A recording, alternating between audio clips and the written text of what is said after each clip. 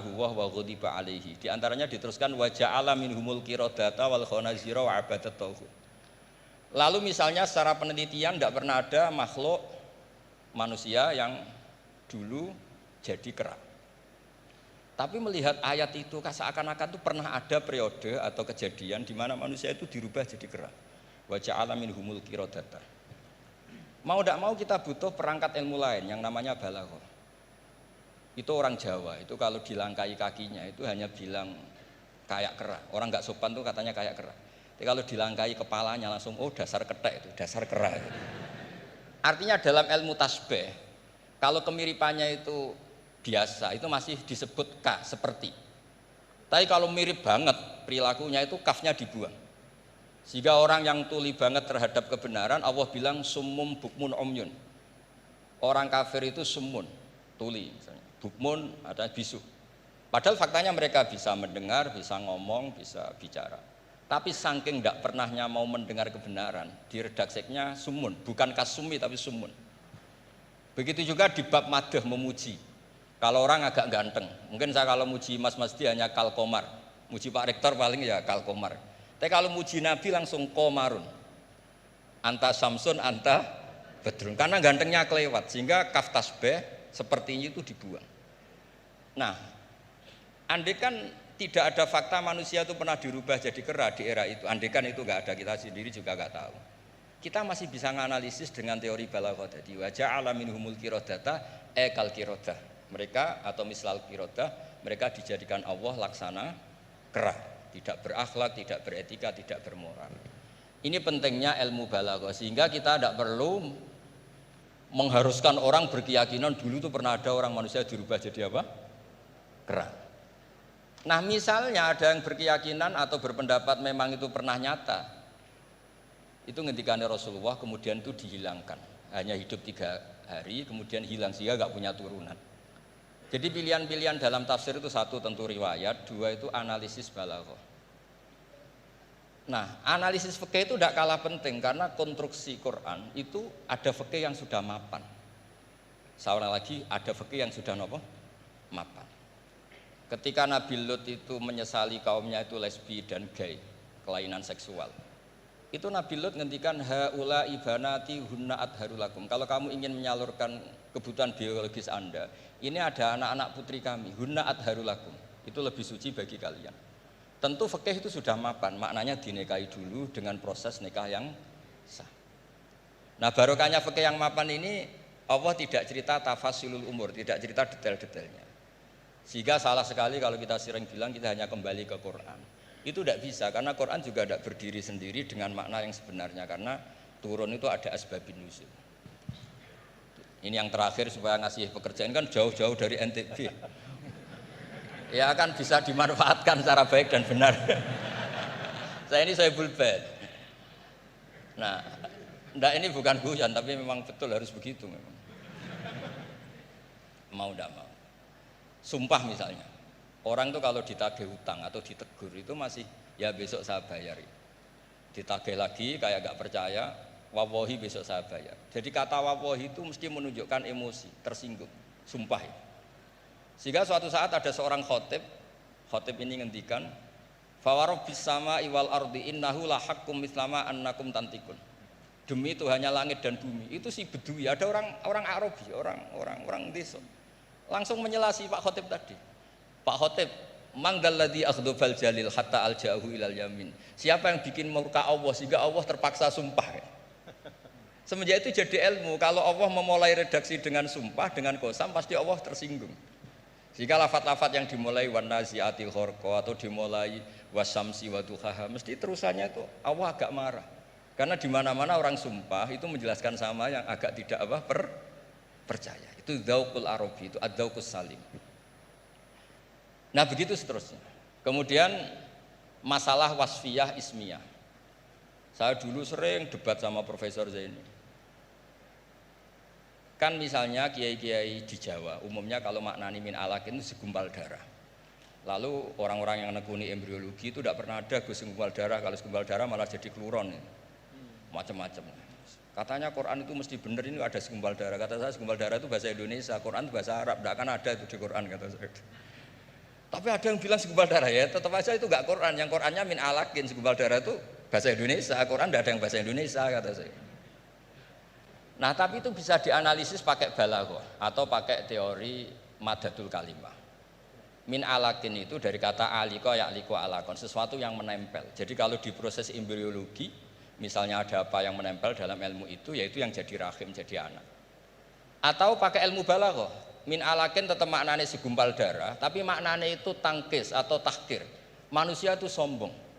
Padahal materinya sama yang sekarang jadi sama dengan materi yang sekarang jadi segumpal darah. Yaitu kita yang seperti ini materinya ya sperma, segumpal darah yang seperti itu juga materinya sperma.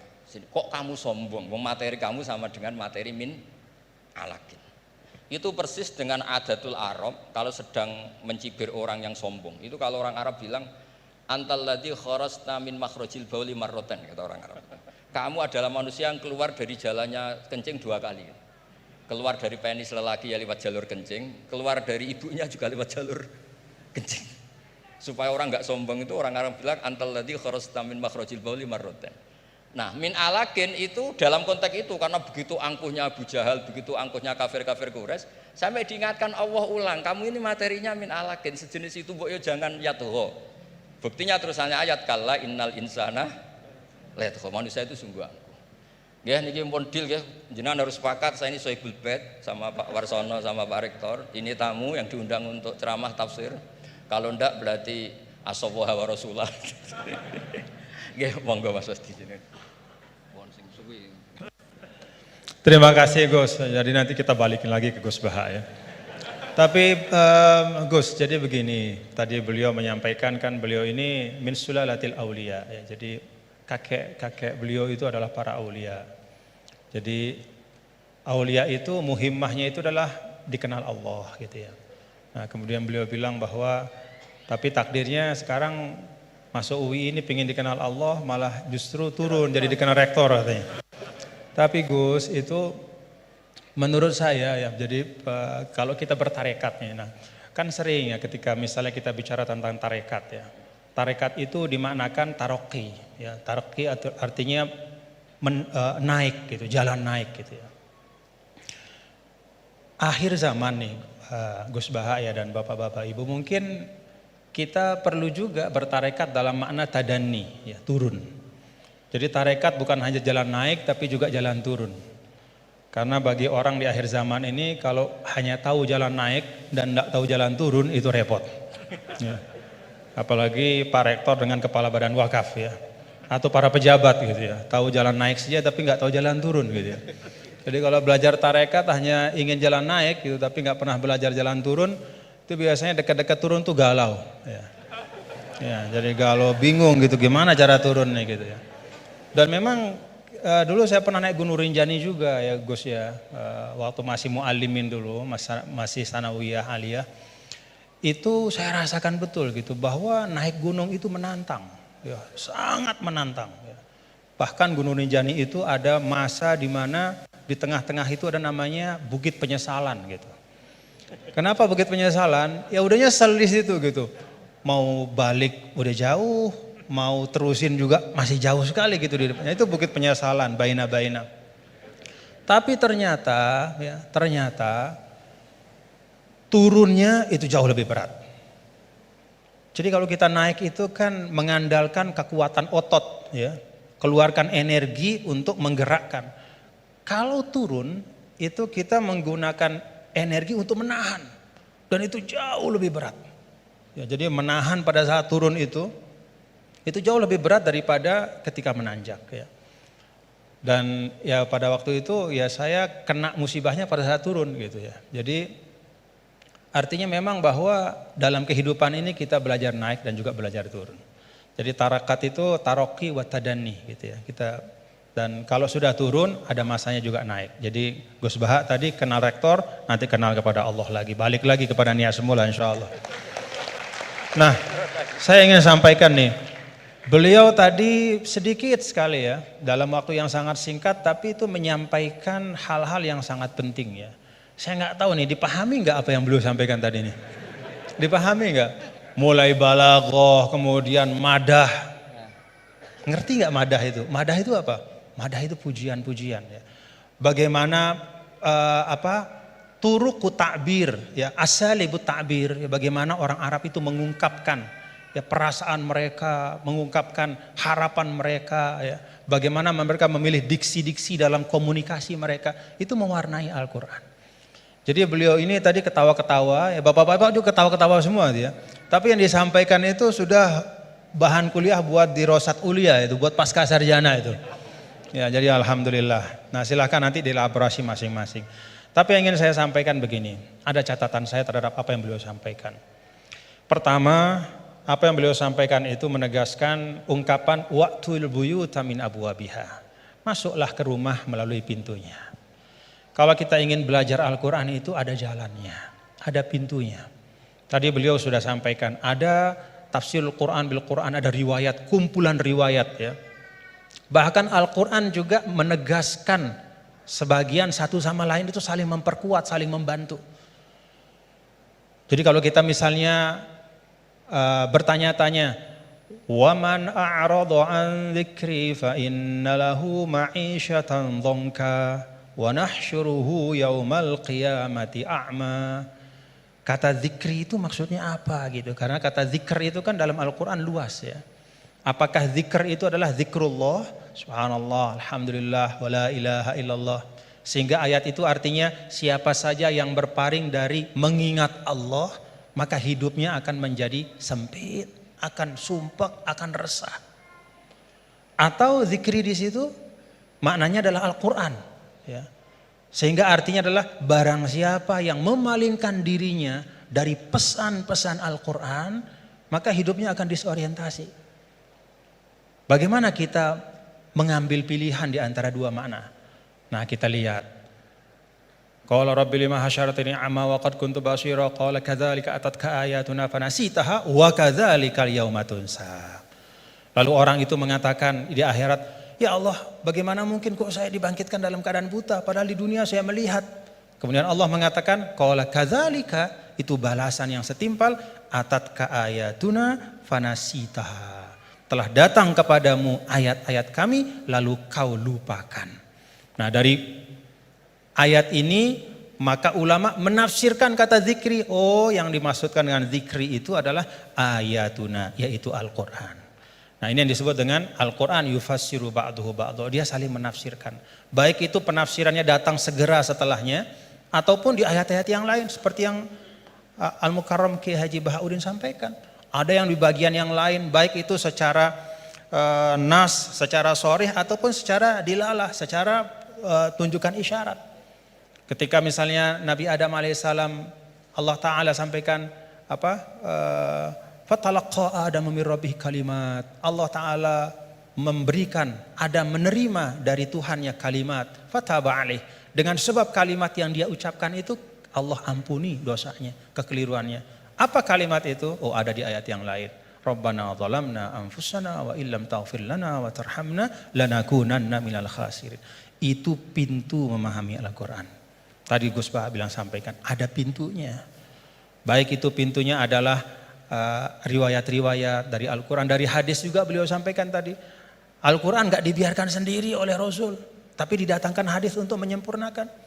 Bahkan ketika dulu ada orang ya, yang mengatakan ini bukan zaman sekarang, zaman dulu sekali. Ba'das sahabah, zaman tabi'in. Saya lupa, mungkin Gus Bah yang ingat riwayatnya secara persis. Ada yang datang kalau tidak salah kepada Al-A'mash, seorang imam besar namanya Al-A'mash. Lalu orang itu mengatakan, "Ya Imam, kenapa kita capek-capek Anda ajak kami untuk baca hadis? Kenapa Anda ajak kami untuk mendiskusikan hadis panjang-panjang? Bukankah sudah ada Al-Quran di tengah-tengah kita? Ngapain lagi?" Apa kata Amash? "Ya ahmaq, Pak, atajidu, apakah kamu temukan dalam Al-Quran itu ada sholat 5 waktu secara terperinci?" Gak ada. Nabilah yang menegakkan amanah untuk menjelaskan. Sholat 5 waktu itu kayak apa, banyak rakaatnya seperti apa, waktunya gimana, kaifiyatnya seperti apa. Bahkan sebelum sholatnya pun Nabi ajarkan isbagul wudunya kayak apa. Bahkan tidak hanya yang wajib-wajib dalam wudu, Madmadah istinsyaknya pun, kumur-kumurnya masukin air ke hidung, semua diajarkan sama Nabi. Maka A'mash mengatakan dari sisi ini Al-Quran lebih butuh kepada hadis daripada hadis kepada Al-Quran. Dari sisi bahwa hadis itu menguraikan, menjelaskan dan menyempurnakan, menambahkan, melengkapi bahkan yang tidak ada di Al-Quran.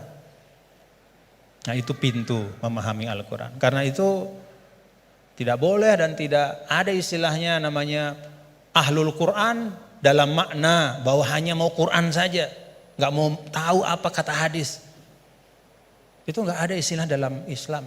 Ilmu yang muktabar selalu Al-Quran bersama dengan hadis Rasulullah SAW. Lalu yang kedua pintunya apa? Ya asbabun nuzul. Tadi juga disinggung selintas oleh guru kita bahwa ada sebab-sebab dari turunnya Al-Quran, ayat-ayat Al-Quran. Yang kalau sebab ini nggak difahami, bisa saja ya dalam beberapa kasus orang salah faham. Dan itu kejadian. Kejadiannya bahkan sekali lagi bukan hari ini, bukan kemarin, tapi dulu pada masa orang-orangnya itu masih berhimpitan, berdempetan dengan Rasulullah SAW. Ada seorang sahabat didatangkan, kalau tidak salah pada masa Sayyidina Umar bin Al-Khattab radhiyallahu anhu. Lalu dia ditanya, kenapa kok kamu minum minuman keras gitu kan? Dia mengatakan, loh kan saya ini orang beriman, saya kan orang bertakwa. Kan di Al-Quran tuh ada. Laisa 'alal ladzina amanu wa 'amilus solihati junahum fima ta'imu idza mattaqaw wa amanu ila akhir ayat. Enggak masalah kalau sudah beriman bertakwa makan minum apapun. Begitu. Kalau ini secara harfiah kita baca ayat itu. Lalu karena dia baca ayat itu saja, dia beranggapan oh berarti makan minum udah bebas karena sudah beriman bertakwa. Nah saat itulah kemudian diluruskan bahwa ayat ini sabab nuzulnya adalah ketika ada sebagian sahabat yang datang kepada Rasulullah SAW dan bertanya, ya Rasulullah ada teman-teman kita yang sudah meninggal, mereka syuhada pada saat perang-perang, mereka